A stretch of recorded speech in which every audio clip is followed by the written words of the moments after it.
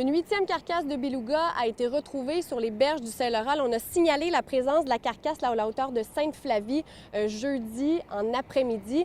Donc la carcasse qu'on voit actuellement, c'est une femelle. C'est la sixième femelle qu'on retrouve cette année. Et là, on peut voir qu'il y a des traces sur le beluga. L'animal a été picoré par des oiseaux. On peut voir aussi certaines lacérations. Toutefois, ce qu'on nous dit, c'est que c'est peut-être seulement les roches qui ont fait ces marques sur la peau de l'animal alors qu'il était à la dérive. Donc l'animal fait près de 4 mètres, 3 mètres 84 pour être plus précise.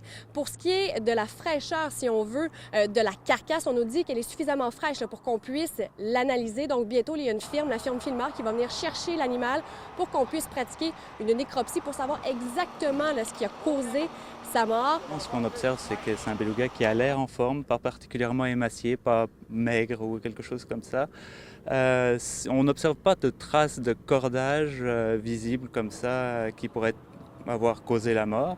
En fait, si on fait le tour du beluga, on se rend compte que c'est une femelle d'abord et que probablement elle était sur le point de mettre bas. On a l'air d'apercevoir la tête du jeune de l'autre côté.